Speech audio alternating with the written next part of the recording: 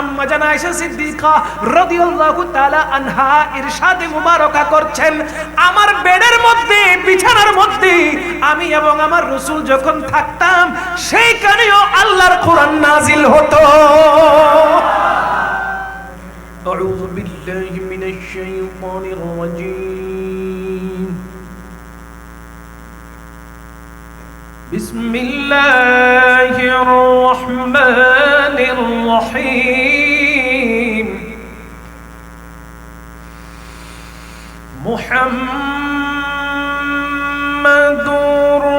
রাসূলুল্লাহি ওয়াল্লাযীনা মা'আহু আশিদ্দাউ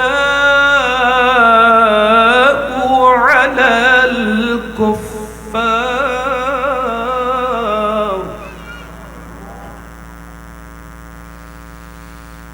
والذين معه أشداء على الكفار رحماء بينهم تراهم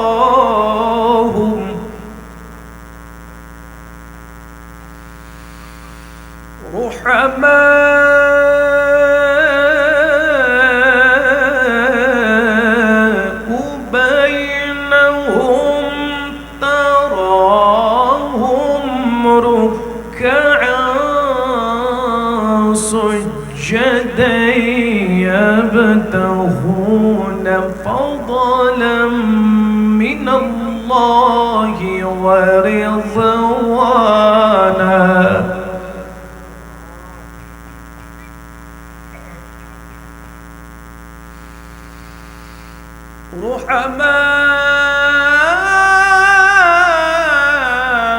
رحماء بينهم تراهم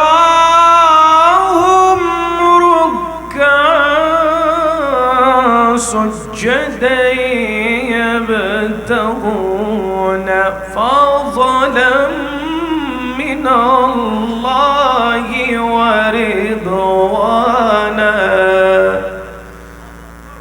صدق الله المولانا العظيم وصدق رسوله النبي الحبيب الكريم ونحن على ذلك لمن الشاهدين والشاكرين والحمد لله رب العالمين رب صل وسلم وبارك عليه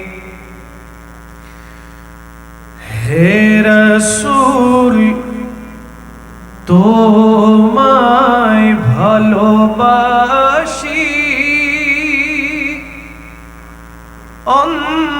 অন্তরে শুধু মুখে নয়, জান্নাতের আশায় নয় হে রাসূল, জাহান্নাম কেউ ডরি না হে রাসূল তোমায় ভালোবাসি অন্তরে শুধু মুখে নয়, জান্নাতের আশায় নয় হে রাসূল, জাহান্নাম কেউ ডরি না, জান্নাতের আশায় নয় হে রাসূল, জাহান্নাম কেউ ডরি না।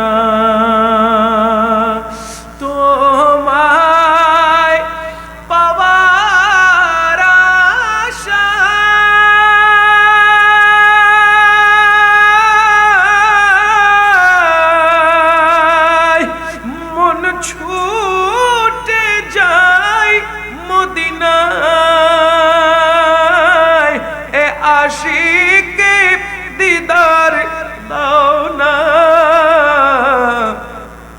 আর দূরে থাকিও না।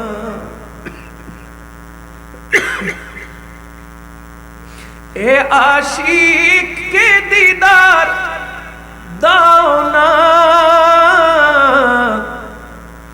আর দূরে থাকিও না। হে রাসূল তোমায় ভালোবাসি, অন্তরে শুধু মুখে না, জান্নাতের আশায় নয় হে রাসূল, জাহান্নাম কেও ডরি না। জান্নাতের আশায় নয় হে রাসূল, জাহান্নাম কেও ডরি না। বলেন না সুবহানাল্লাহ। একবার বলেন আলহামদুলিল্লাহ, একবার বলি আল্লাহু আকবার, দুই হাত উপরে তুলে বলি ইয়া রাসূলুল্লাহ। আর একটু জোরে, আর একবার মুহাব্বতে। আল্লাহ আমাদের বৈঠককে কবুল করুন। মহান রব্বুল আলামিনের আলিশান দরবারে হাজারো করোড় বেহদ বেশুমার শুকর গুজার করছি যে রব্বুল আলামিন চট্টগ্রাম হাটহাজারী কাটিরহাট পশ্চিম ধলই হাকিম চৌধুরী বাড়ি আলা হযরত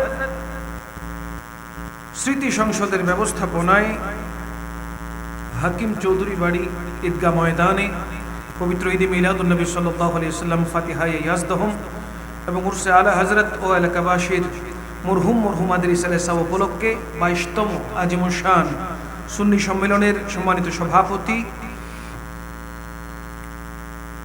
আঞ্জুমানে মুত্তাবিঈনে গৌসে মজবন্ডারির সম্মানিত সভাপতি, শফিনগর দায়রা জনাব আলহাজ এম এ লতিফ চৌধুরী সাহেব, উপস্থিত আজকের মাহফিলের সম্মানিত উদ্বোধক আবুল হোসেন জেবুন্নেসা ট্রাস্টের কো চেয়ারম্যান সর্বজন শ্রদ্ধেয় জনাব মোহাম্মদ আলমগীর হোসেন, উপস্থিত আজকের এই নুরানি মজলিসের অন্যতম অতিথি আবুল হোসেন জেবুন্নেসা ট্রাস্টের সম্মানিত চেয়ারম্যান, আপনাদের সকলেরই সুপরিচিত বিশিষ্ট সমাজসেবক, শিক্ষানুরাগী, জনদরদী, আমার অত্যন্ত মোহাব্বতের প্রিয় ভাই আলহাজ জনাব জাহাঙ্গীর আলম সাহেব জিদা মজদু, উপস্থিত আজকের মাহফিলের অত্যন্ত চমৎকারভাবে যিনি কোরআন সুন্নাহর আলোকে আলোচনা পেশ করেছেন, আজকের এই নুরানি মজলিসের সম্মানিত প্রধান আলোচক রাউজান উরকিচ্চর মুহাম্মদিয়া গাউসিয়া সুন্নিয়া সিনিয়র মাদ্রাসার অধ্যক্ষ, সুন্নিয়তের অতন্ত্র প্রহরী, বিশিষ্ট আলেমে দ্বীন, লেখক ও গবেষক হযরতুল হাজ আল্লামা অধ্যক্ষ মোহাম্মদ হাসান রেজা আল কাদরি সাহেব মুদ্দাজিল্লাহুল আলী, উপস্থিত আজকের মাহফিলের সম্মানিত আলোচক আল আকসা ইন্টারন্যাশনাল মাদ্রাসার চেয়ারম্যান এবং আপনাদের হাকিম চৌধুরী বাড়ি জামে মসজিদের সম্মানিত খতিবে মুকাররম, আমার অত্যন্ত স্নেহের আজিজম মৌলানা মোহাম্মদ মাইনুদ্দিন আল কাদরি, উপস্থিত অত্র জামে মসজিদের সম্মানিত পেশ ইমাম হযরতুল আল্লামা মৌলানা হাফেজ মোহাম্মদ আব্দুল আলিম সাহেব, উপস্থিত মাদ্রাসার সম্মানিত শিক্ষক এবং হযরত আবু বকর সিদ্দিক রাদিয়াল্লাহু তাআলা জামে মসজিদের খতিব হাফেজ কারি মৌলানা মোহাম্মদ দিলাওয়ার হোসেন কাদরি, স্টেজে বসা অতিথিবৃন্দ, সামনে বসা সামিঈন ইকরাম, পর্দার আড়াল থেকে শ্রবণরত মস্তুরাত খাওয়াতিন মা বোনেরা, সকলকে জানাচ্ছি অন্তরের অন্তঃস্থল থেকে আন্তরিক শুভেচ্ছা, মুবারকবাদ। দোজাহানের কামলিওয়ালা বাদশাহ নবীর সুন্নতকে জিন্দার লক্ষ্যে আবারও সশ্রদ্ধ সালাম নিবেদন করছি। জবাবটুকু দিয়ে মাহফিলকে রৌনক এবং রোশন করবেন। আসসালামু আলাইকুম ওয়া রাহমাতুল্লাহি ওয়া বারাকাতুহু। সময় অত্যন্ত সংক্ষেপ আমার, আমি উপস্থিত হয়েছিলাম ইশারের নামাজের আগে। আজকের মাহফিলের প্রধান আলোচকের আলোচনা আমার জাহাঙ্গীর ভাইয়ের পাশে বসেই শুনেছি। এরপরে আনুষ্ঠানিকতা ছিল, যার কারণে সময় খুবই সংক্ষেপ হয়েছে আমার জন্য, যেহেতু আরেকটা মাহফিল আছে ওখানে যেতে হবে। সেই মাহফিলটা ছিল 11টায়, আমি কোনো রকম করে এটা 12টা পর্যন্ত নিয়ে গেছি, মানে একটু সময় আপনাদেরকে দেওয়ার জন্য। তো এখান থেকে যেতে হয়তো 40 মিনিট সময়, 45 মিনিট সময় লাগতে পারে, তাই ওই সময়টুকু রেখে হয়তো আমি এখান থেকে আপনাদের থেকে বিদায় নিব। যে কিছুক্ষণ সময় এখানে আছি, ওই সময়টুকু অন্যদিকে ধ্যান না দিয়ে এই মাহফিলে বসে দোজাহানের কামলিওয়ালা বাদশাহ নবীর রহমত পাওয়ার জন্য আল্লাহ আমাদেরকে তৌফিক দান করুন। আল্লাহ সৃষ্টির মধ্যে সবচেয়ে শ্রেষ্ঠ সৃষ্টির নাম কি বলেন না? আল্লাহর সমস্ত সৃষ্টির মধ্যে সর্বশ্রেষ্ঠ সৃষ্টির নাম কি? মানুষ। কি নাম? মানুষ, মানব জাতি, মানব জাতি, মানুষ, ইনসান। মানুষের ভিতরে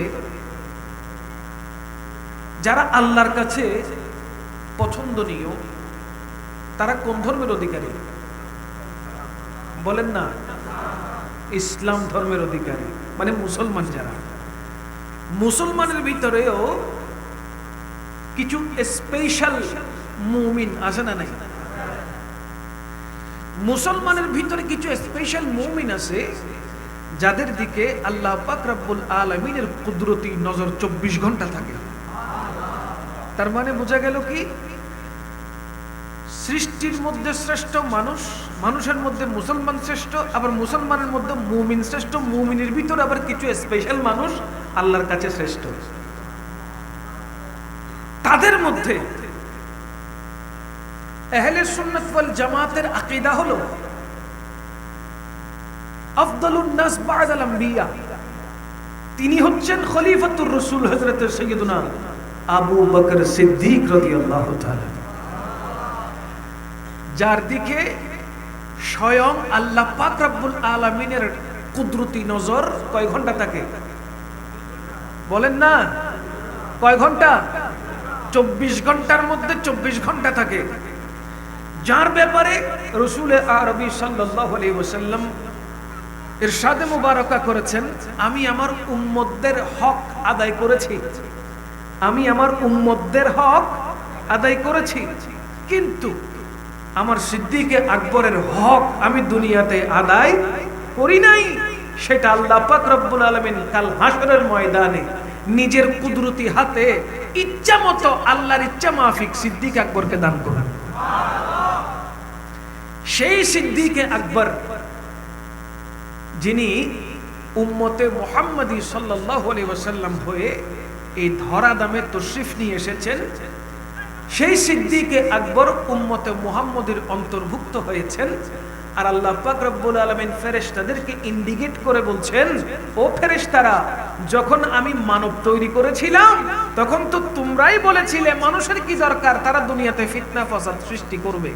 দেখো দেখো আমার আবু বকরের দিকে তাকাও, দেখো আমার সিদ্দিকে আকবরের দিকে দেখো, যিনি আমার মেহবুবের মেহবুব হয়েছেন।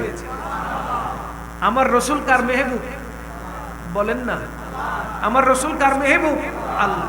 সেই আল্লাহর মেহবুব রাহমাতুল লিল আলামিনের মেহবুব হলো হযরত সাইয়্যিদুনা আবু বকর সিদ্দিক রাদিয়াল্লাহু তাআলা। ও ফেরেশতারা, সিদ্দিক আকবরের দিকে দেখো, যার আপাদ মস্তক, যার কর্ম, যার কথাবার্তা, যার আচার আচরণ, যার চলাফেরা, সব কিছু রহমতুল লিল আলামিনের সাথে মিল রয়েছে। জোরে বলেন না সুবহানাল্লাহ। হযরতে আবু বকর সিদ্দিক রাদিয়াল্লাহু তাআলা, যিনি রাসূল পাক সাল্লাল্লাহু আলাইহি ওয়াসাল্লামকে এমন মহব্বত করতেন, আমরা তো মহব্বতের মধ্যে অনেক দোষ ত্রুটি খুঁজি, মহব্বতের মানুষের সাথে অনেক দোষ ত্রুটি খুঁজি। মহব্বতের মানুষ যাকে মহব্বত করি, ভালোবাসি, সেটা মা হতে পারে, বাবা হতে পারে, সহধর্মিণী হতে পারে, ঠিক কিনা বলেন না? তাদের দোষ ত্রুটি খুঁজি, কিন্তু আমার রাসূল পাক সাল্লাল্লাহু আলাইহি ওয়াসাল্লামকে সিদ্দিক আকবর এমন ভাবে মহব্বত করেছেন, আমার রাসূল সাল্লাল্লাহু আলাইহি ওয়াসাল্লাম যখন যা চেয়েছেন, যেভাবে চেয়েছেন, সিদ্দিক আকবর সেইভাবেই সবকিছু লুটিয়ে দিয়েছেন। বলেন না সুবহানাল্লাহ। এজন্য আমাদের টার্গেট হতে হবে, আমাদের উদ্দেশ্য হতে হবে দুনিয়া লোভ নয়, আমাদের উদ্দেশ্য হতে হবে রাসূল পাক সাল্লাল্লাহু আলাইহি ওয়াসাল্লামের সুন্নাহ অনুযায়ী চলা। কথা বলেন ঠিক কিনা? কারণ আল্লাহ কোরআনে কি বলেছেন? বিসমিল্লাহির রহমানির রহিম, ওয়ালাল আখিরাতু খায়রুল লাকা মিনাল উলা।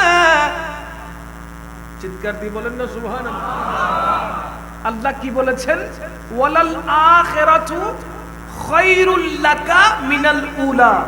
আমার আল্লাহ জানাচ্ছেন দুনিয়া থেকে আখিরাত উত্তম। জোরে বলেন না সুবহানাল্লাহ। দুনিয়া থেকে যখন আখিরাত উত্তম, তাহলে সেই আখিরাতের সামান আমাদেরকে তৈরি করতে হবে কি হবে না? এই আখিরাতের সামানগুলো কি? সালাত আদায় করা, রোজা রাখা, নামাজ পড়া, হজ করা, যাকাত দেওয়া, সত্য কথা বলা, মানুষের সাথে জুলুম না করা, সব সময় আল্লাহকে ভয় করা। কথা বলেন ঠিক কি না? আপনার 24টা ঘন্টা কাটতে হবে কার খুশির জন্য? বলেন না কার? আপনার কর্ম থাকতে হবে আল্লাহকে খুশি করার জন্য, চলাফেরা থাকতে হবে আল্লাহকে খুশি করার জন্য, আপনার চলন বলন কলন সব থাকতে হবে শুধু আল্লাহকে খুশি করার জন্য। এমনটা যদি হয়, মানুষ কোনোদিন অপরাধ জগতের সাথে লিপ্ত হবে না। ঠিক কিনা? এখন পুরো বাংলাদেশে নয়, সারা ওয়ার্ল্ডে যদি আপনি বিবেচনায় রাখেন, যেদিকে কদম রাখবেন সেদিকেই অপরাধ, যেদিকে পা বাড়াবেন সেখানেই ধাপ্পাবাজি। কথা বলেন ঠিক কিনা? এই জন্য আমাদেরকে চিন্তা করতে হবে, মরা একদিন আসে, দুনিয়া থেকে চলে যেতে হবে। যাওয়াটা যেন সুন্দর হয়, আল্লাহ যেন রহমত করে, আল্লাহ পাকের দরবারে যেন অপরাধী হয়ে দাঁড়াতে না হয়। আমাদেরকে দুনিয়ায় থাকা অবস্থায় সেই চেষ্টা করতে হবে কি হবে না? কেননা রাসূল করিম সাল্লাল্লাহু আলাইহি ওয়াসাল্লাম হাদিসে মুবারাকায় ইরশাদ করেছেন, আদ-দুনিয়াউ সিজনুন লিল মুমিনিন ওয়া জান্নাতুন লিল কাফিরিন। আমার নবী পাক সাল্লাল্লাহু আলাইহি ওয়াসাল্লাম ইরশাদ করছেন, দুনিয়াটা হলো কাফেরদের জন্য জান্নাত, আর মুমিনদের জন্য এই দুনিয়াটা হলো জিয়ালখানা। মুমিনদের জন্য এই দুনিয়াটা কি? জিয়ালখানা। মানুষ জিয়ালখানার ভিতরে থাকলে যেভাবে মন যা চায় তা করতে পারে না, ঠিক দুনিয়ার মধ্যে থাকলে মানুষ সবকিছু করতে পারবে না, তাকে হালাল এবং হারাম বেঁচে চলতে হবে। ঠিক কিনা বলেন? আর যারা কাফের, তাদের হালালও লাগে না, হারামও লাগে না। ঠিক কিনা বলেন না? যারা আল্লাহ পাক রব্বুল আলামিনকে ভয় করে না, যারা আল্লাহকে ভয় করে না, রাসূল পাক সাল্লাল্লাহু আলাইহি ওয়াসাল্লামের শরীয়তকে মানে না, তারা দেখবেন এদিকে 5 ওয়াক্ত নামাজও পড়ে, আবার রাতের বেলায় ওইটাও টানে। কথা বলেন ঠিক কিনা? তারা এদিকে 5 ওয়াক্ত নামাজও পড়বে, আবার মদও পান করবে। বিসমিল্লাহির রহমানির রহিম বলে মদ পান করলে সেটা হালাল হয়ে যাবে? শোনামাতে বিসমিল্লাহ বলে মদ পান করলে সেটা হালাল হবে? বিসমিল্লাহ বলে সুদ নিলে সেটা হালাল হবে? বিসমিল্লাহ বলে টেবিলের নিচে ঘুষ নিলে এটা হালাল হবে? কখনো না। সুতরাং যেটা হারাম সেটা হারাম, যেটা হালাল সেটাই হালাল। আমাদেরকে হালাল ভাবে চলতে হবে, হারাম থেকে বেঁচে থাকতে হবে। ঠিক কিনা? মিক্স করা যাবে না, ঝালমুড়ির মতো মিক্স করলেই বরবাদ, মিক্স করলে বরবাদ। এই জন্য আমাদের জীবনটা সাজাতে হবে সাহাবায়ে কেরাম যেভাবে নবীর আদর্শে নিজের জীবনকে সাজিয়েছেন, আমাদেরকে সেভাবে সাজাতে হবে। আমার জীবন মরণ সাজাবো মদনী রঙে, আমার জীবন মরণ। আর একটু মোহাব্বতে কি পড়া যাবে না? খুব কষ্ট হচ্ছে। আমি এমনিতেই আপনাদের থেকে সময় কম নিয়েছি, কম সময়ে চলে যাব। যতক্ষণ আসি একটু মোহাব্বতের সাগরে আমরা কি ভাসতে পারবো না? বলেন না পারবো না? একটা মুহূর্ত যদি কবুল হয়ে যায়, কয়টা মুহূর্ত? গোটা জিন্দেগির মধ্যে যদি একটা মুহূর্ত আল্লাহর দরবারে কবুল হয়ে যায়, কাল হাসরের ময়দানে ওই এক মুহূর্ত দিয়ে আল্লাহ আপনাকে জাহান্নাম থেকে বাঁচিয়ে জান্নাতি বানিয়ে দিবে। এই বিশ্বাস আছে না নাই? একটু মোহাব্বত নিয়ে পড়েন। আমার জীবন মরণ মদনী রঙে, আমার জীবন মরণ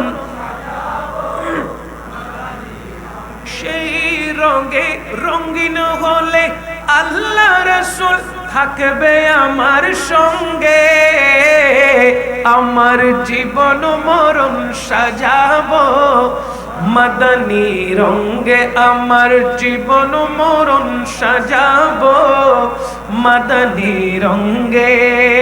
সেই রঙে রেঙেছিল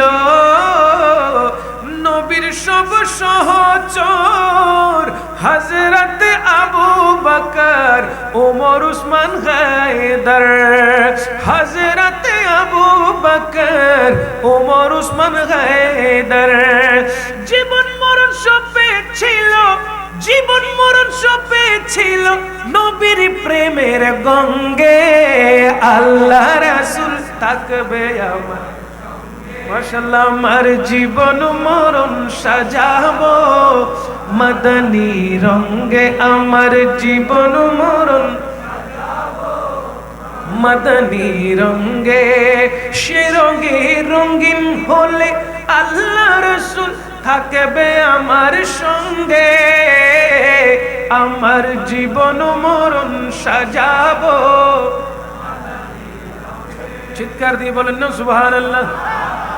নিজের জীবনটাকে যদি নবীর প্রেমে ওয়াকফ করতে পেরেছেন, নিজের জীবনটাকে যদি নবীর প্রেমে দিয়ে দিতে পেরেছেন, আমার নবীও খুশি, আল্লাহও খুশি। মনে রাখবেন রাসূল পাক সাল্লাল্লাহু আলাইহি ওয়াসাল্লামের জামানায় আবু জেহেলও ছিল, আবু লাহাবও ছিল, উতবা ছিল, শায়বা ছিল, কাফেররা যেমন ছিল আমার নবীর সাহাবায়ে কেরামরাও ছিল। হযরতে আবু বকর রাদিয়াল্লাহু তাআলা আনহু ছিল। একটা জিনিস মাথায় রাখবেন, আজকে আবু জেহেলকে আমরা ঘৃণার চোখে দেখি, আবু লাহাবকে আমরা ঘৃণার চোখে দেখি, কিন্তু হযরতে আবু বকর সিদ্দিক রাদিয়াল্লাহু তাআলা আনহুকে আমরা মুহাব্বতের নজরে দেখি, ফারুক আজমকে মুহাব্বতের নজরে দেখি, উসমান যিন্নুরাইন মাওলা আলী রাদিয়াল্লাহু তাআলা আনহুমাকে আমরা মুহাব্বতের নজরে দেখি। আমার নবীর যত সাহাবী আছে প্রত্যেক সাহাবায়ে কেরামদেরকে আমরা মুহাব্বতের নজরে দেখি। তার একটা মাত্র কারণ, আমার নবীর সাথে লাগার কারণে আল্লাহ পাক আসহাবে রাসূলুল্লাহদের ইজ্জতকে বাড়িয়ে দিয়েছেন। আরো এক্সাম্পল দিয়ে বুঝিয়ে দিই। সৌদি আরবের মধ্যে অনেকগুলো পাহাড় আছে, বড় বড় পাথরের পাহাড় আছে। তন্মধ্যে আমরা সবাই জানি হেরা গুহার কথা, ঠিক না? জবলে নূরের কথা, জবলে সুরের কথা, উহুদ পাহাড়ের কথা জানি কি জানি না? এতগুলো পাহাড় থাকা পরেও কেন জবলে নূরের, কেন জবলে সুর, কেন উহুদ পাহাড়কে আমরা চিনি? তার কারণটা কি? জবলে নূর আমার নবীর সাথে লাগার কারণে নূরানি হয়েছে, জবলে সুর আমার নবীর সাথে লাগার কারণে পরিচিতি পেয়েছে, জবলে উহুদ আমার নবীকে মুহাব্বত করার কারণে কিয়ামত পর্যন্ত নবীর উম্মতেরা জবলে উহুদকে মুহাব্বত করবে। কাল হাসরের ময়দানে পাহাড়ের মধ্যে এই পাহাড়টা জান্নাতে যাবে। নবীর সাথে লাগার কারণে পাহাড় দামি হয়েছে, ঠিক না? দামি হয়েছে কি না? সৌদি আরবে লক্ষ পাহাড় আছে না?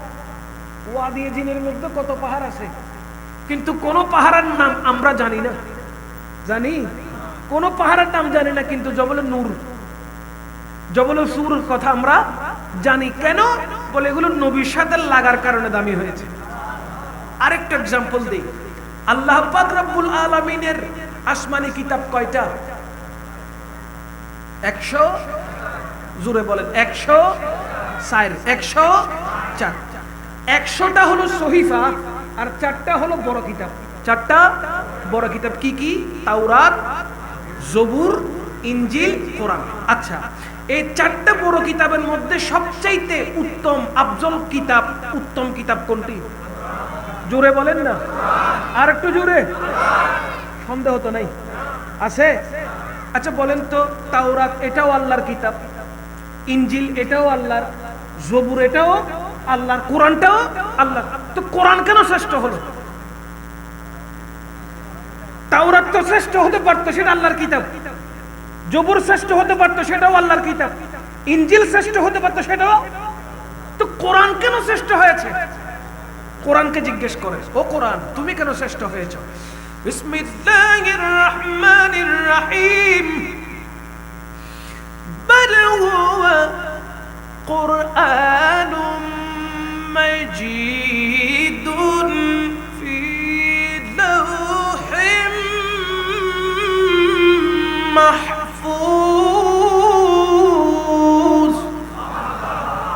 কোরআন কোথায় ছিল? জোরে জোরে কোথায়? কোরআন লৌহে মাহফুজে ছিল। কোরআন লৌহে মাহফুজে ছিল। মাহে রমজানুল মুবারকে আল্লাহ পাক রব্বুল আলামিন কোরআনকে অর্ডার দেয়, ইন্না আনজালনাহু ফি লাইলাতিল কদর। আল্লাহ কোরআনকে লাইলাতুল কদরের রাত্রিতে নাজিল করেছেন। কোরআনকে জিজ্ঞেস করেন, ও কোরআন তোমার ঠিকানা তো লৌহে মাহফুজে ছিল, দুনিয়ায় কেন এসেছো?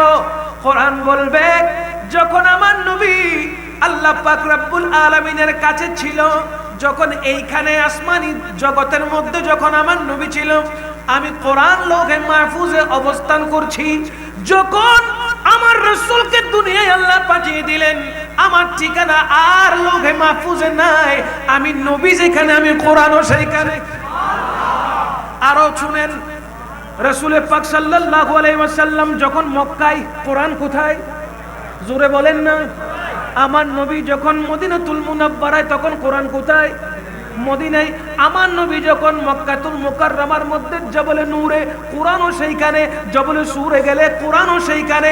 আরে শুধু তাই নয়, আম্মা জান আয়েশা সিদ্দিকা রাদিয়াল্লাহু তাআলা আনহা ইরশাদে মুবারকা করছেন, আমার বেডের মধ্যে, বিছানার মধ্যে আমি এবং আমার রাসূল যখন থাকতাম, সেইখানেও আল্লাহর কোরআন নাজিল হতো।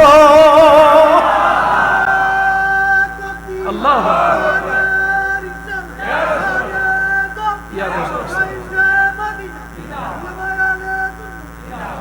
ईमान मिला उनके सदके, कुरान मिला उनके सदके, रहमान मिला उनके सदके।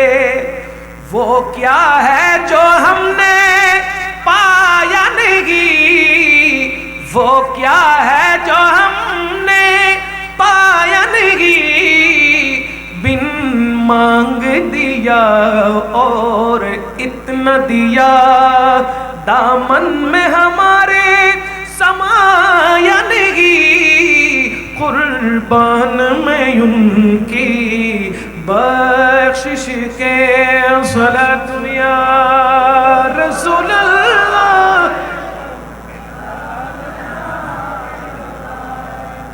আমার রাসূল পাক সাল্লাল্লাহু আলাইহি ওয়াসাল্লামের সাথে কোরআন লাগার কারণে সমস্ত কিতাবের মধ্যে কোরআন শ্রেষ্ঠ হয়ে গেছে। মনে রাখবেন, আমার নবীর সাথে যদি তাওরাত লাগতো, তাওরাত শ্রেষ্ঠ হতো। ইনজিল লাগলে ইনজিল শ্রেষ্ঠ হতো। জবুর লাগলে জবুর শ্রেষ্ঠ হয়ে যেত। কোরআনুল কারীম লাগার কারণে, আমার নবীর সাথে সম্পর্ক করার কারণে সমস্ত কিতাবের মধ্যে শ্রেষ্ঠ কিতাব হিসেবে পরিচয় পেয়েছে। চিৎকার দিয়ে বলেন সুবহানাল্লাহ। একটু ভালো করে লক্ষ্য করলে আরো বুঝা আসবে। আমার হযরতে আবু বকর রাদিয়াল্লাহু তাআলা আমার নবীর দরবারে গিয়েছেন, সিদ্দিকে আকবর হয়ে ফেরত এসেছেন। আমার নবীর দরবারে হযরতে উমর গিয়েছেন, ফারুকে আজম হয়েছেন। আমার নবীর দরবারে হযরতে উসমান গিয়েছেন, উসমানে যুন্নুরাইন হয়েছেন। আমার নবীর দরবারে হযরতে আলী হয়ে গিয়েছেন, আর আলী মাওলা আলী হয়ে ফেরত এসেছে। নবীর দরবারে গিয়েছেন আর উত্তম বানিয়ে আমার নবী পাঠিয়েছেন। বলেন না সুবহানাল্লাহ। নবীর সাথে সম্পর্ক থাকলে দামি হয় নাকি নিদামি হয়? বলেন না, বলেন না। নবীর সাথে সম্পর্ক থাকলে, নবী পাক সাল্লাল্লাহু আলাইহি ওয়াসাল্লামের সাথে রিশতা রাখলে, সব সময় দরুদ শরীফ পড়লে, আল্লাহ পাক রব্বুল আলামিন ওই বান্দার, ওই উম্মতের ইজ্জতকে বাড়িয়ে দেন। দেয় কি দেয় না? বলেন না, দেয় কি দেয় না? এইজন্য আমাদের সম্পর্ক রাখতে হবে আমার নবীর সাথে, ঠিক কি না? কারণ আমরা জানি যে যাই বলুক ভাই, নবী ছাড়া কোনো উপায় নাই। ঠিক কিনা বলেন? যে যাই বলুক ভাই, নবী ছাড়া কোনো উপায়, নবী ছাড়া নাই সাহারা, জানো দুনিয়া ওয়ালা, নবী ছাড়া নাই সাহারা, জানো দুনিয়া ওয়ালা, নবী মোদের নয়ন মনি, নবী গলার মালা, নবী ছাড়া। আদম থেকে ঈসা নবী নফসি নফসি করবেন সবই, আদম থেকে ঈসা নবী নফসি নফসি করবেন সবই, উম্মতি উম্মতি বলে, উম্মতি উম্মতি বলে কাঁদবেন উম্মত ওয়ালা, নবী নাই সাহারা, নবী ছাড়া নাই সাহারা, জানো গো দুনিয়া ওয়ালা, নবী মোদের নয়ন মনি, নবী গলার মালা, নবী ছাড়া নাই সাহারা। চিৎকার দিয়ে বলেন সুবহানাল্লাহ। নবী ছাড়া কোন সাহারা, নবীর সাথে সম্পর্ক থাকলে রাজি হয় কে? এই জন্য আল্লাহ কোরআনে বলছেন বিসমিল্লাহির রহমানির রহিম, সুবহানাল্লাহ হইবেন,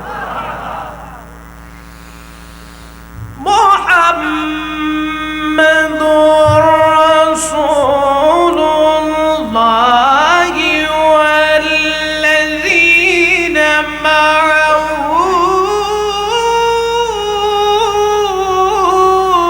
আশিদ্দাউ আলাল কুফফার।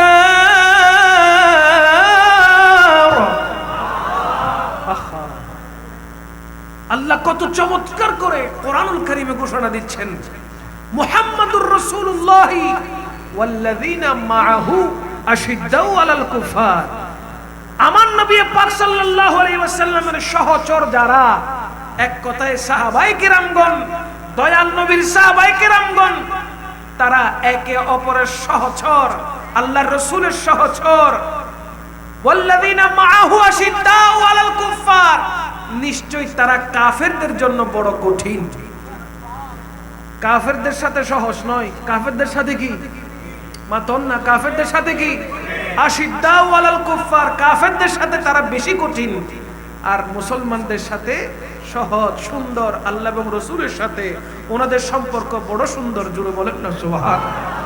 এখন যদি ওই আয়াতের অর্থ বলেন, এখন বর্তমানে 2025 সালে যদি তার বাস্তবায়ন ঘটাতে যান, তাহলে দেখবেন মুসলমান মুসলমানের সাথে মারপিট আর কাফেরদের সাথে বন্ধুত্ব। কথা বলেন ঠিক কিনা? মুসলমান মুসলমানের সাথে এখন বর্তমানে খুনাখুনি, মারামারি, পাথর দিয়ে চাপা দিয়ে মেরে ফেলছে, আর এক ভাই ভিডিও করতেছে, আছে না নাই? রাতের বেলায় জবে করে দিচ্ছে, পার রক কেটে দিচ্ছে, মুসলমান মুসলমানকে করছে, কোন ইহুদি নাসারা করছে না। কথা বলেন না ঠিক কিনা? যেখানে মুসলমান মুসলমানের ভাই বলা হয়েছে, মুসলমান মুসলমানের বন্ধু বলা হয়েছে, সেখানে বর্তমান 2025 সালে এই বর্তমান যুগে, ডিজিটাল এই যুগে, এখন মুসলমান মুসলমানের শত্রু হয়ে গেছে আর কাফের মুসলমানের বন্ধু হয়ে গেছে। আল্লাহ বলছে কি আর আমরা করছি কি? নবী পাক সাল্লাল্লাহু আলাইহি ওয়াসাল্লামের আদেশ কোন দিকে ছিল, সাহাবায়ে কেরাম কি মান্য করেছেন আর আমরা কি মান্য করছি? তো আমরা যদি উসুলে ঠিক না থাকি, মায়ের একটাও নিচে পড়বে না, নিচে যেটা পড়বে সেটা তুলে আবার কোথায় দিবে? ফিটে দিবে। তা আমাদের দোষে আমরা মার খাইতেছি, ঠিক কিনা বলেন? আমাদের দোষে আমরা মার খাইতেছি, আমাদের দোষে আমরা নষ্ট হয়ে যাচ্ছি। আমাদেরকে দেওয়া হয়েছে দিন ধর্ম, আমাদেরকে দেওয়া হয়েছে ঈমান, আর আমরা ওই ঈমানকে ক্ষমতার জন্য বিক্রি করে দিচ্ছি। কথা বলেন না ঠিক কি না? মনে রাখবেন, ক্ষমতা চিরস্থায়ী নয়, ঈমানটা কিন্তু চিরস্থায়ী।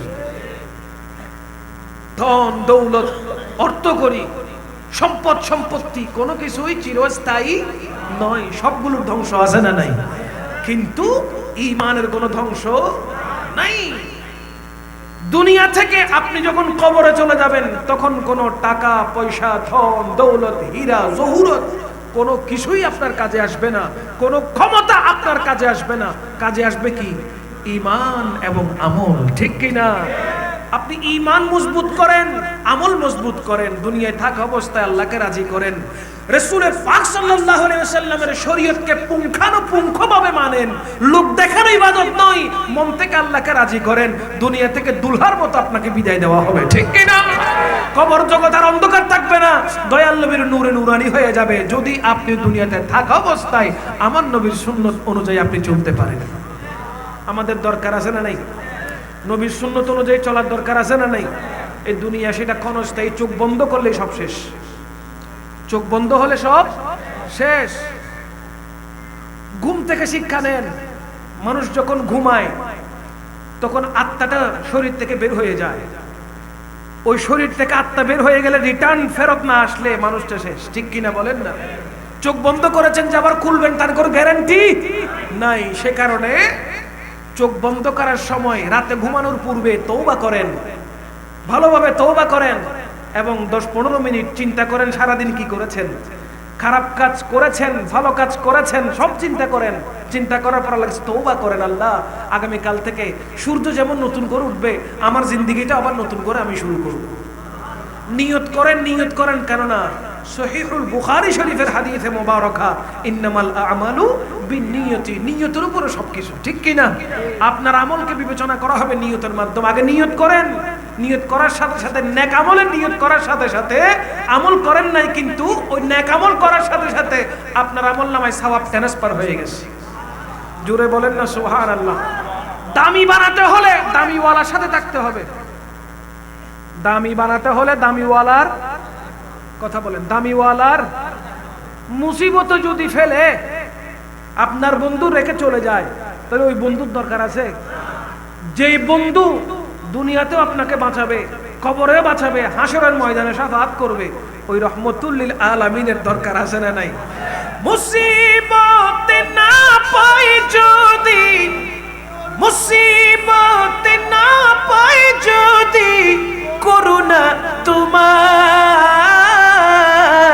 কবরে হাসরে কি হবে আমার, কবরে হাসরে কি হবে আছি গো ডুবে আমি পাপেরি সাগরে, না জানি কি হবে ওপারে হাসরে, তোমারি সুপারিশ বিনে, তোমারি সুপারিশ বিনে কেমনে হব পার কবরে। বলেন না মুহাব্বতে, কি হবে আমার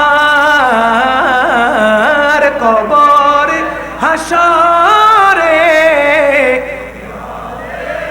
মুসিবত না পাই যদি, মুসিবত যদি, করুণা তোমার কবরে হাসরে,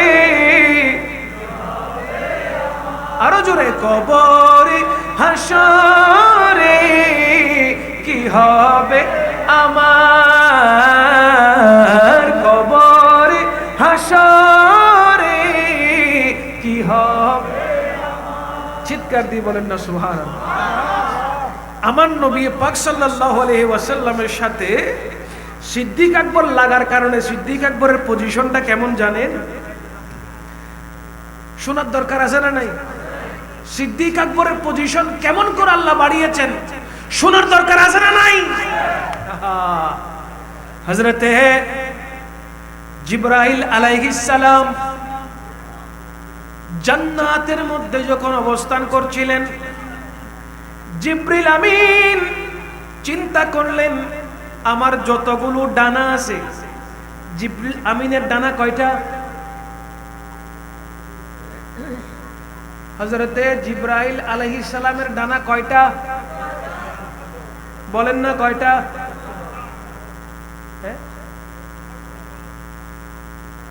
670,000 কি ওয়াজুল হবে? 7টা খান্না 70টা আর হত করব আর কা হবে 700টা। কয়টা? সিদরাতুল মুনতাহা থেকে দুনিয়াতে যদি জিবরাইল আমিনের আসতে হতো, হালকা ডানা একটু নাড়া দিলে হতো চলে আসতো। বুঝেন ভালো করে, সিদরাতুল মুনতাহা থেকে যদি দুনিয়ায় নামতে হতো আমার নবীর সাথে সাক্ষাৎ করার জন্য আসতো, তাহলে ডানার হালকা নাড়া দিলেই কোথায়? জমিনে। বলেন না কোথায়? জমিনে। হযরতে জিবরাইল আমিন জান্নাতের মধ্যে একটি গাছের ঢালে বসলেন, ভাবলেন গোটা জান্নাতটা একটু দেখা দরকার, গোটা জান্নাত একটু দেখা দরকার। জিবরাইল আলাইহিস সালামের সমস্ত ডানার শক্তি দিয়ে 70,000 বছর উড়েছেন। জুড়ে বলেন না সুবহানাল্লাহ। কয় হাজার বছর? 70,000 বছর 700 ডানা দিয়ে উড়ার পরে চিন্তা করলেন জান্নাতের অনেক দূর চলে এসেছি, একটু হিসাব লাগাই কত দূর এসেছি। আহা, ডালের মধ্যে বসলেন, তিনি দেখতে পেলেন যেই গাছের মধ্যে বসেছেন ওই গাছের ছায়া পর্যন্ত ত্যাগ করতে পারে না। আহা, 70,000 বছর উড়ার পরেও গাছের ছায়া অতিক্রম করে যেতে পারে নাই। জুড়ে বলেন না সুবহানাল্লাহ। তাহলে এবার চিন্তা করেন তো গাছটা কত বড় হতে পারে? গাছটা আছে কোথায়? খড়েবাজি। গাছটা কোথায় আছে? জান্নাতে আছে। ওই গাছ অতিক্রম করতে পারে নাই। 70,000 বছর কন্টিনিউ উড়ার পরেও ওই গাছ অতিক্রম করতে পারে নাই। এবার আল্লাহকে প্রশ্ন করছে জিবরিল আমিন, ওগো পরওয়ারদিগারে আলম, হে আমার রব, আপনি এত বিশাল জান্নাত কাদের জন্য সৃষ্টি করেছেন? দুনিয়াতে তো রাসূল পাকের উম্মতগুলো ছোট ছোট, তারা এত বিশাল বিশাল জান্নাত দিয়ে কি করবে? আমি 70,000 বছর উড়ে একটা গাছের ছায়া অতিক্রম করতে পারি নাই, তো আপনার ছোট ছোট বান্দাগুলো এখানে থাকবে? এত এত বিশাল বিশাল জান্নাতের দরকারটা কি? জুড়ে বলেন না সুবহানাল্লাহ। আল্লাহ বলে, ওগো জিবরিল, তুমি এখন দুনিয়াতে যাবে, মসজিদে নববীর মধ্যে অপেক্ষা করবে। ওই মসজিদে নববীর মধ্যে যিনি সর্বশেষ মুসল্লি হবেন, ওই মুসল্লি থেকে জিজ্ঞাসা করবে, তুমি জিবরিল কোথায়? বলেন না সুবহানাল্লাহ। তুমি জিবরিল কোথায় আছো জিজ্ঞাসা করবে। হযরতে জিবরিল আমিন দুনিয়ার জমিনে আসলেন। আসার পরে মসজিদে নববীর পাশে দাঁড়িয়ে রইলেন। এক একজন নামাজ আদায় করার পরে বের হয়ে যাচ্ছেন। দেখতে পাচ্ছে একজন বুড়া মানুষ মসজিদের জানালাগুলো আস্তে আস্তে বন্ধ করছেন, পরিষ্কার করছেন, দরওয়াজা বন্ধ করে যখন বের হচ্ছেন, সাথে সাথে মানব সুরত ধারণ করে জিবরাইল আলাইহিস সালাম ওই মানুষটার সামনে দাঁড়িয়ে গেলেন। সালাম কালাম দেওয়ার পরে বলছেন, আচ্ছা এখন আপনি একটু বলেন তো হযরতে জিবরাইল আলাইহিস সালাম এখন কোথায় আছে?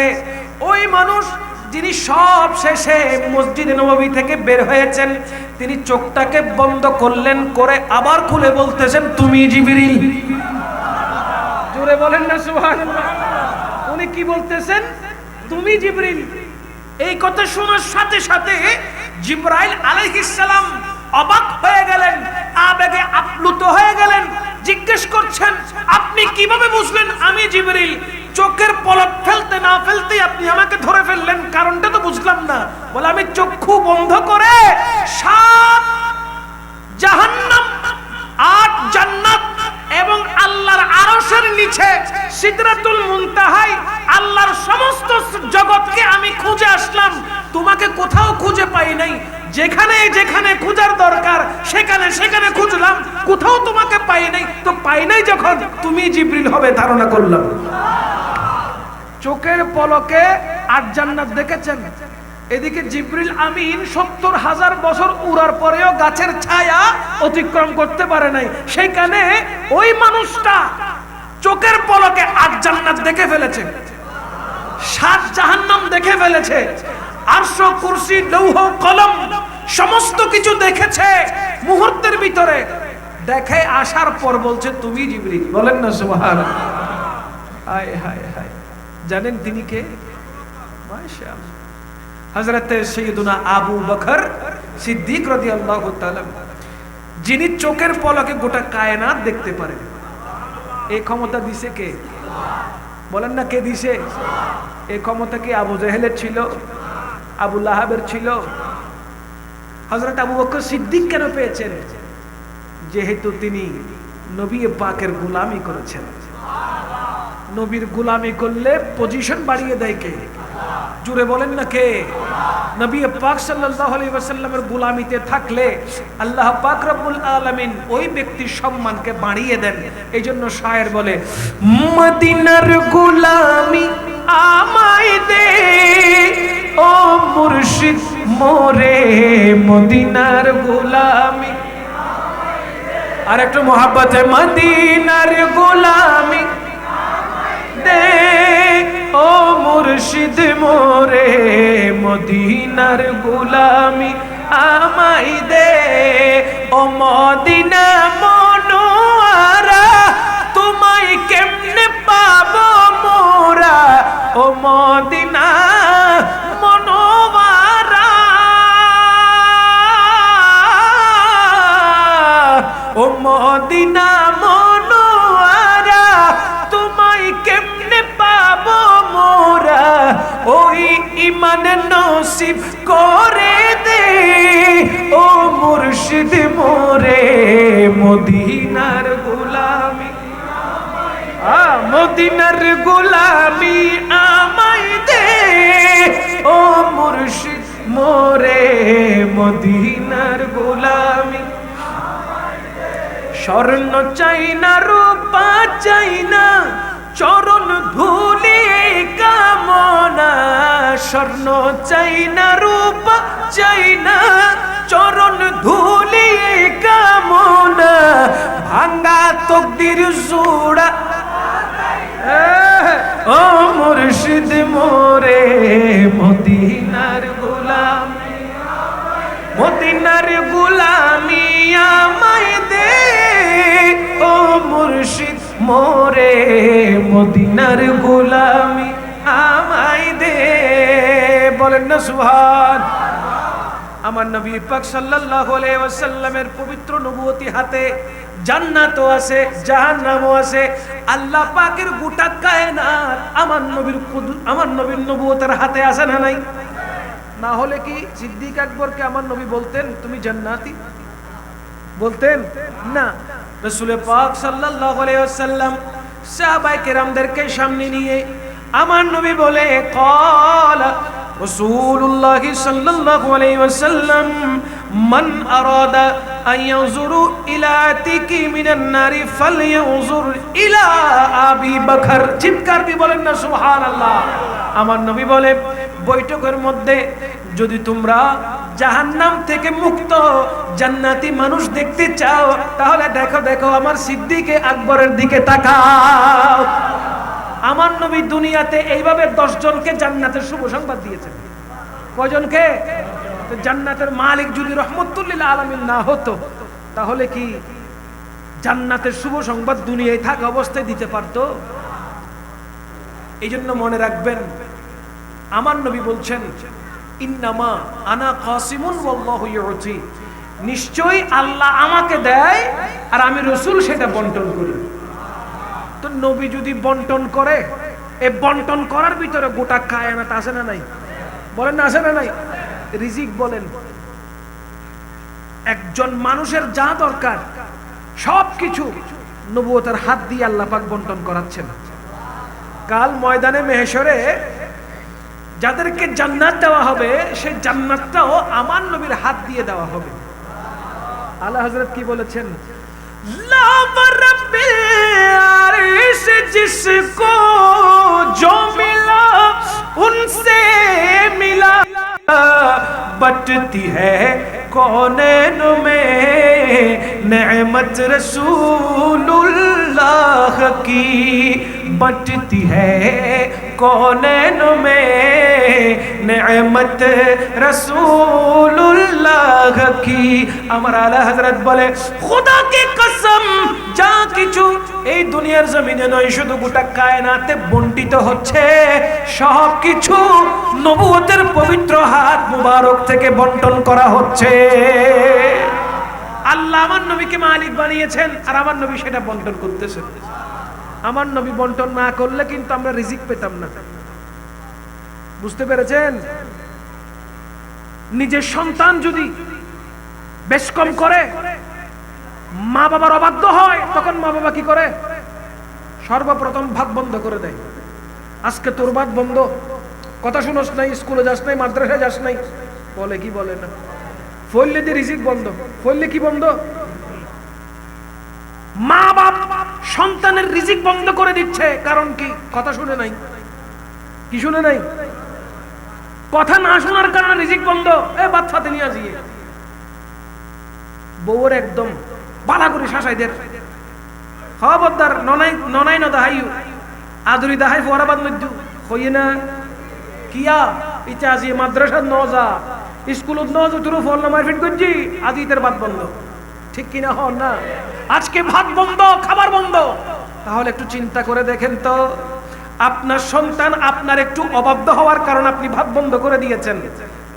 আপনি কি আল্লাহর বাধ্য বান্দা? আমরা কি আল্লাহর বাধ্য বান্দা? আল্লাহ যা বলেছেন তা করছি না, আল্লাহ যেটা বলেছেন সেটা করছি না। নামাজ পড়তে বলেছেন, 5 ওয়াক্ত নামাজ ঠিক মতো পড়ি না। আল্লাহ পাক সত্য কথা বলতে বলেছেন, আমরা সত্য কথা বলি না। মিথ্যা থেকে দূরে থাকতে বলেছেন, আমরা মিথ্যা থেকে দূরে থাকতে পারছি না। মজা করতে গিয়ে হলেও আমরা মিথ্যা কথা বলছি। ঠিক কিনা বলেন না? আল্লাহ পাকের হুকুম অমান্য করছি, কিন্তু রিজিক বন্ধ আছে। মাতে আসে না? রিজিক বন্ধ করে দিয়েছেন। অবাধ্য হওয়ার পরেও আল্লাহ রিজিক দিচ্ছেন। অবাধ্য হওয়ার পরেও আল্লাহ আপনার দিকে রহমতের দৃষ্টি দিয়ে তাকাচ্ছেন। কারণ কি? আরে আমার রসুল তো বন্টনকারী, রিজিকটা তো আমার রসুল বন্টন করতেছেন। যদি আল্লাহ পাক আপনাকে পাকড়াও করে ধরে, তাহলে দেখবেন সেখান থেকে ছাড়া পাওয়ার কোনো সুযোগ। अगर खुदा किसी को पकड़े तो चुड़ा ले मोहम्मद, अगर मोहम्मद सल्लल्लाहु अलैहि वसल्लम किसी को पकड़े तो कोई छुड़ा नहीं सकता। আল্লাহ যদি আপনাকে পাকড়াও করে, নামাজ পড়ছ না কেন হিসাব দে, রোজা রাখিস না কেন হিসাব দে, মিথ্যা কেন বলছস হিসাব দে, সুদ কেন খাইছস হিসাব দে, যাকাত কেন দিস নাই হিসাব দে, হজ করার সামর্থ্য থাকার পরেও হজ কেন করছ নাই হিসাব দে, হিসাব দে, হিসাব দে। যদি করতেই থাকে আপনি হিসাব দিতে দিতে হয়রান হয়ে যাবেন। আপনার ঠিকানা তখন কোথায় হয়ে যাবে? বলেন না কোথায়? আল্লাহ যদি বলে মাফ করি নাই কোনো কিছু, করছ নাই কেন? কোনো উপায় আছে? বলেন না আছে? কিন্তু সেই কঠিন মুহূর্ত থেকেও আপনাকে আমাকে যিনি বাঁচিয়ে নেবেন তিনি রহমতুল লিল আলামিন, তিনি আমার নবী। সে কারণে আমার নবী বলছেন আমি বন্টনকারী। আমি কি কারী? আমি জান্নাত দিব। আমি কি দিব? আমার উম্মতের গুনাহ মাফ করার জন্য আল্লাহর দরবারে আমি সিজদা দিয়ে আল্লাহর কাছে সুপারিশ করব। আমি আমার উম্মতকে জাহান্নামের আগুন থেকে বাঁচানোর জন্য কতক্ষণ মিজানের সামনে দাঁড়িয়ে থাকবো, কতক্ষণ পুলসিরাতের পাড়ে দাঁড়িয়ে থাকবো, কতক্ষণ হাউজে কাউসারের পাড়ে দাঁড়িয়ে দাঁড়িয়ে আমার উম্মতের কণ্ঠনালী যখন শুকিয়ে যাবে আমি সেখানে পানি পান করাবো। এত নিয়ামত আমার নবীর মাধ্যমে আমরা পেয়েছি। সেই নবীর শানে গুস্তাখি কি আমরা কখনো করতে পারি? বেয়াদবি করতে পারি? এই জন্য মনে রাখবেন, গোটা জিন্দেগিটা নবীর সুন্নতের উপর আদায় করতে হবে। কথা বলেন না ঠিক কিনা? গোটা জিন্দেগি রাহমাতুল লিল আলামিনের সুন্নতের উপরে কাটাতে হবে। দয়াল নবীর মুহাব্বত কলিজার মধ্যে রাখতে হবে। বিয়াদবিমূলক কোনো শব্দ উচ্চারণ করা যাবে না, যে শব্দ উচ্চারণ করলে আমার নবী কষ্ট পাবে সেই কাজ করা যাবে। মনে রাখবেন, এই ক্ষণস্থায়ী দুনিয়াতে আমরা কেউ চিরস্থায়ী থাকবো না, আমাদেরকেও চলে যেতে হবে। আমাদের বাপদাদারা চলে গেছেন, ঠিক কিনা? পূর্বপুরুষগণ চলে গেছেন, কবরে আছেন, আমাদেরকেও চলে যেতে হবে। জেনারেশন বাই জেনারেশন দুনিয়াতে আসবে, সবাই চলে যাবে, কেউ দুনিয়াতে থাকবে না। আখেরাতে দাঁড়ানোর জন্য, উঠার জন্য নবী পাক সাল্লাল্লাহু আলাইহি ওয়াসাল্লামের সুন্নাহ মতে জীবন আমাদের গড়তে হবে কি হবে না? বলেন না, হবে কি না? মারামারি, হানাহানি, রাহাজানি, খুনাখুনি, ফিডে ফিডি এই সমস্তগুলো থেকে বিরত থাকেন। নবীর সুন্নতকে ধরেন, নবীর সুন্নতকে আঁকড়ে ধরেন। নামাজ ঠিক রাখেন, রোজা ঠিক রাখেন, সত্য কথা বলেন, অন্যায় করবেন না, ন্যায় পথে চলেন। আল্লাহ পাক রব্বুল আলামিন দয়া করতে দেরি করবে না, দয়াল নবী আপনার জন্য সুপারিশ করতেও দেরি করবে না। বছরে একটা মাহফিল করতেছেন, বাকি 364 দিন যেমন ইচ্ছে তেমন চলতেছেন। একটা মাহফিলে বসছি, কাজ হয়ে গেছে, ঠিক না? শুধু জুমার নামাজ 2 রাকাত পরে মসজিদ থেকে দৌড়টি বের হয়ে যাচ্ছেন, বাকি নামাজ না পড়লে অসুবিধা নাই। মাশাআল্লাহ, বাকি নামাজ না পড়লে অসুবিধা, নামাজ পড়ার দরকার নাই। ঈশা নামাজ দরকার আছে না নাই? নামাজ দরকার আছে না নাই? ডেলি কয় ওয়াক্ত? বলেন, ডেলি কয় ওয়াক্ত? 5 ওয়াক্ত। 5 ওয়াক্ত নামাজ পড়তেই হবে। মনে রাখবেন, বান্দা অসুস্থ হয়ে গেলেও নামাজ, বলেন না, বান্দা অসুস্থ হয়েছে, নামাজ মাফ আছে? শরীয়ত কি বলে? পুরা শরীর প্যারালাইজড হয়ে গেছে, রুকু করতে পারছেন না, সিজদা করতে পারছেন না, শুধু শুয়ে আছেন, সেখানেও শরীয়ত বলছে শুয়ে শুয়ে নামাজ আদায় করে। কিরকম? বলে ইশারায়। তারপরও নামাজ মাফ। আর আমরা তো সুস্থ আছি, সবল আছি, কিন্তু মসজিদ পর্যন্ত আসতে পারতেছি না, ঠিক কিনা বলেন না? আজান চলে যায়, মসজিদ পর্যন্ত আসার ক্ষমতা থাকলেও আমরা আসি, কিন্তু সারাক্ষণ মোবাইল টিপি, নয়তো টেলিভিশন দেখি, নয়তো চায়ের দোকানে বসে আড্ডাবাজি করি। কথা বলেন, ঠিক কিনা? আমাদের আড্ডার শেষ নাই, এটা না এটা, এটা না সেটা, কিন্তু আজান দিয়ে দেয় মুয়াজ্জিনের, ধ্বনিগুলো কানে লাগতেছে, আজানের ধ্বনি, কিন্তু নামাজ পড়ি না। এটার হিসাব আছে না নাই? শুধুমাত্র মা বোনরা ওনাদের পিরিয়ডের সময় নামাজ মাফ আছে, শুধু মা বোনদের ক্ষেত্রে, মহিলাদের ক্ষেত্রে নামাজ মাফ, কিন্তু কোন পুরুষের ক্ষেত্রে নামাজ মাফ। অসুস্থ হলেও পড়তে হবে, ঝড় বৃষ্টি হলেও পড়তে হবে, তুফান চললেও পড়তে হবে, ভূমিকম্প চললেও পড়তে হবে, সমস্ত দুর্যোগ থাকলেও পড়তে হবে, ঠিক কিনা বলেন না? আল্লাহ পাক আমাদেরকে সাহাবায়ে কেরামের আদর্শে আদর্শবান হওয়ার তৌফিক দান করুন। 5 ওয়াক্ত নামাজ যথাসময়ে পড়ার তৌফিক দান করুন, সদা সর্বদা হক পথে থাকার তৌফিক দান করুন। এই মাহফিলটাকে কাল হাসরের ময়দানে আল্লাহ নাজাতের ওসিলা হিসেবে কবুল করুন। এখানে যারা পার্টিসিপেট করেছেন, টাকা পয়সা দিয়ে, বুদ্ধি পরামর্শ দিয়ে সহযোগিতা করেছেন, এই 22তম, তার মানে 22 বছর ধরে মাহফিল চলতেছে, এই 22তম মাহফিলে যারা সহযোগিতা করেছেন, আল্লাহ সুবহানাহু ওয়া তাআলা কুদরতি হাতে কবুল করুক, আমিন। ওয়া আখিরু দাওয়ানা আলহামদুলিল্লাহি রাব্বিল আলামিন। আসসালামু আলাইকুম ওয়া রাহমাতুল্লাহি ওয়া বারাকাতুহু। ইয়া নবী সালাম, ইয়া রাসূল, ইয়া হাবিব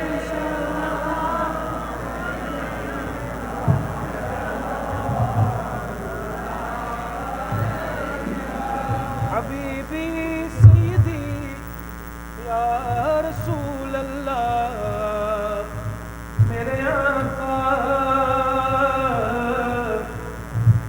তুমি যে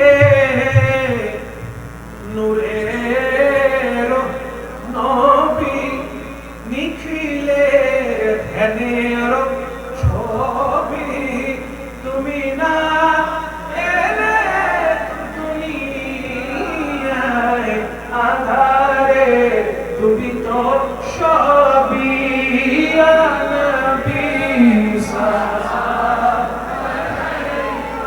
ইয়া রাসূল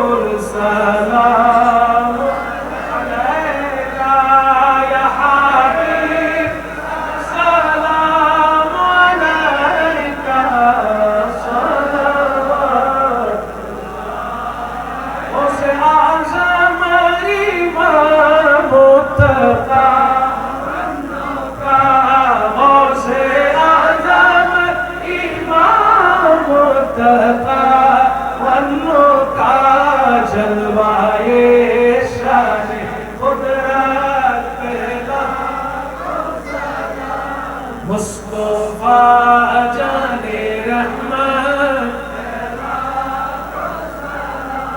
शम्अ बज़्म में हिदायत पहला ख्वाजाए ख्वाजगान ख्वाजा गरीब नवाज उस मुईनुद्दीन मिल्लत पे लाखों सलाम मुश्किल कुशा हाजत रवा आका गौसे मज भंडार ताजदारे हकीकत पे लाखों सलाम मुस्तफा जाने रहमत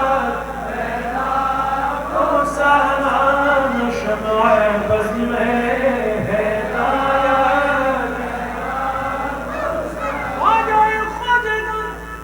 ख्वाजा गरीब नवाज उस मुईनुद्दीन मिल्लत पे लाखों सलाम ख्वाजाए ख्वाजगान ख्वाजा अब्दुर्रहमान उस नगीने विलायत पे लाखों सलाम 24 कोटि आका तैयब शाह सैयदी मुर्शिदी आका ताहिर शाह हदियाने दीनो मिल्लत सलाम मुस्तफा जाने रहमत सलाम शम्अ बज़्म में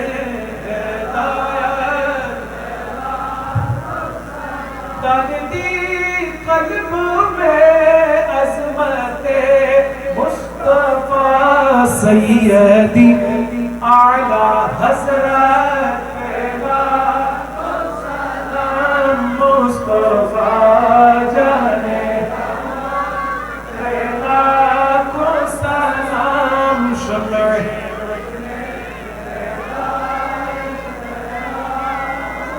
अशके गाजी शेर बंगला जिनके हर हर आदा सुन्नते मुस्तफा ऐसे पीरे तरीक़त पे लाखों सलाम मुस्तफा जाने रहमत पे लाखों सलाम शम्अ बज़्म में بلغ العلا بكماله কিছু বলুন না হ্যাঁ আচ্ছা মাঝে দিন হয়ে শেষ করে দিচ্ছি হ্যাঁ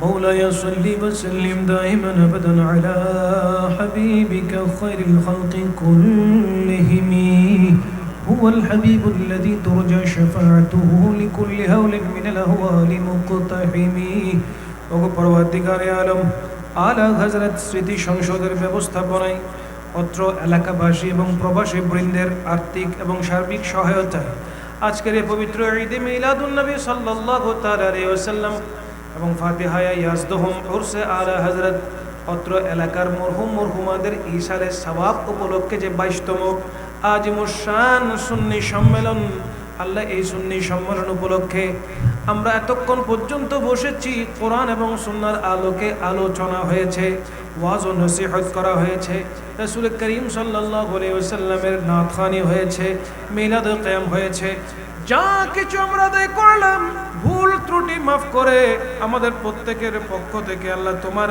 আলিশান দরবারে কবুল করে নাও আল্লাহ আমাদের সকলের আমিন তোমার শাহী দরবারে কবুল করে নাও जहाँ सवाब दिए चला को कोटि गुण सवाब वृद्धि करे आक़ाए ताजदार मदीना सुरूर क़ल्ब सीना हज़रत मुहम्मदुर रसूलुल्लाह सल्लल्लाहु ताला अलैहि वसल्लम दरबारे सोनार मदीनाय सवाब गुलो पहुँचाया दाओ अल्लाह समस्त अम्बिया किराम शुहदा किराम साहिबान ताबिईन तबे ताबिईन इमाम मुजतहिद हुजूर गौस पाक ख्वाजा गरीब नवाज क़ादिर नक्शबंद ख्वाजा मुजद्दिद अल-फैसानी सह हजरत गौसुल आजम मजबंडारी रहमतुल्लाहि अलैहि पवित्र रोज़ाए अत्हरे सवाब पहुंचाया दाओ।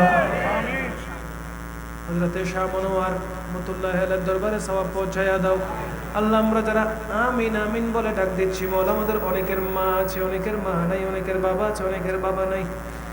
আল্লাহ দাদা দাদি নানা নানি খেসা করে পাড়া প্রতিবেশী সন্তান সন্ততি স্ত্রী পুত্র আত্মীয় স্বজন শ্বশুর শাশুড়ি যারা দুনিয়া থেকে বিদায় নিয়েছেন টনে টনে মনে মনে মাটি নিয়ে অন্ধকার কবরে শায়িত আছে মওলা তাদের প্রত্যেকের নামে নামে সওয়াব পৌঁছায়া দাও।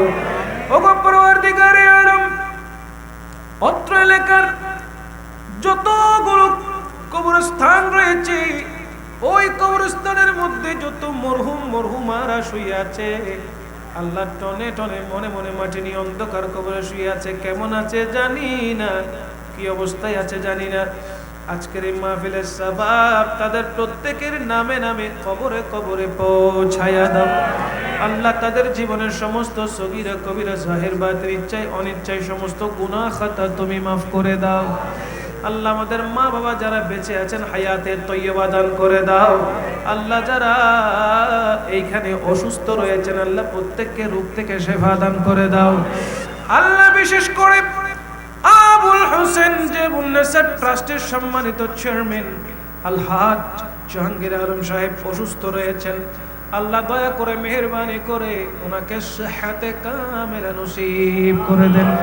ওগো পরওয়ারদিগারে আলম বিশেষ করে দোয়া চেয়েছেন মোহাম্মদ জয়নাল আবেদিন রাশেদ সন্তান প্রাপ্তির জন্য দোয়া চেয়েছেন মওলা দয়া করে মেহেরবানি করে তাকে নেককার আওলাদে সালেহা দান করে দেন। আল্লাহ মোহাম্মদ আরমানের আম্মু অসুস্থ মৃত রব্বে করিম দয়া করে মেহেরবানি কবরটাকে জান্নাতের বাগান বানিয়ে দেন। আলা হযরত শিশু সংসদের সকল প্রবাসী ভাইদের জন্য দোয়া চেয়েছেন আল্লাহ আলা হযরত স্মৃতি সংসদের মধ্যে যারা এখানে আছেন প্রবাসে রয়েছেন রব্বে করিম তাদের প্রত্যেকের উপর তোমার খৈর বরকত নাজিল করো। আল্লাহ প্রবাস জীবনটাকে তাদের জন্য সুন্দর এবং সুখময় করে দাও। আল্লাহ মরহুম মাওলানা আমির হোসেন মরহুম হাজি আলী আহমদ মরহুম জাহানা মরহুমা জাহানারা বেগম রব্বে করিম মরহুম মরহুমাদের যাদের নাম নিয়েছি তাদের প্রত্যেকের কবরে কবরে মাহফিলের সওয়াব পৌঁছায়া দাও। আল্লাহ তুমি আমাদের জীবনের গুনাহগুলোকে মাফ করে দাও। সমস্ত সগীরা কবিরা জাহির বাতিল ইচ্ছায় অনিচ্ছায় যত গুনাহ খাতা হয়েছে তওবা করছে আমাদের তওবাকে তোমার দরবারে কবুল করে নাও। আমাদের জীবনের সমস্ত গুনাহ খাতাগুলোকে তুমি মাফ করে দাও। ওগো পরওয়ারদিগারে আলম আমাদেরকে জীবনে একটিবার হলেও হজ্জ বাইতুল্লাহ নসিব করে দাও। আল্লাহ যারা একবার গিয়েছেন বারংবার তাদেরকে যাওয়ার ব্যবস্থা করে দাও। আল্লাহ রে এই মাদ্রাসার মধ্যে এতিম বাচ্চারা পড়ছে তালেবে ইলম পড়ছে হাফেজ কোরআন হওয়ার জন্য আল্লাহ রে দয়া করে মাদ্রাসাকে তোমার দরবারে কবুল করো। আল্লাহ তালেবে ইলমগুলোকে তোমার দরবারে কবুল করো। হক্কানি রব্বানি আলেম হওয়ার তৌফিক তুমি দান করো। অত্র এলাকার উপরে খৈর বরকত নাজিল করো। সমস্ত বলা মুসিবত দফা করে দাও। আসমানি বলা আসমানে তুলে নাও, জমিনি বলা জমিনে দফন করে দাও। আল্লাহ যারা বেকার রয়েছেন কারোবারের ব্যবস্থা করে দাও। যারা চাকরিজীবী আছেন প্রমোশন দান করো। যারা ব্যবসা বাণিজ্য করছেন বরকত দান করো। আল্লাহ সোশ্যাল মিডিয়ার মাধ্যমে বিশেষ করে আমাদের চিশতি টিভি আল্লাহ সোশ্যাল মিডিয়ার মাধ্যমে সুন্নিয়তের খেদমত করছে মওলা তাদের এই খেদমতকে তোমার শাহী দরবারে কবুল করো। এভাবে যতগুলো সুন্নি মিডিয়া আছে মওলা হক কথা হক বাণী মানুষের কাছে পৌঁছাইয়া দিচ্ছে আল্লাহ তাদের এই খেদমতকে তোমার শাহী দরবারে কবুল করো। আল্লাহ তুমি দয়া করে মেহেরবানি করে আমরা যারা আমিন আমিন বলছি আল্লাহ আমাদের জান মাল ইজ্জত আবরুকে তুমি হেফাজত করো।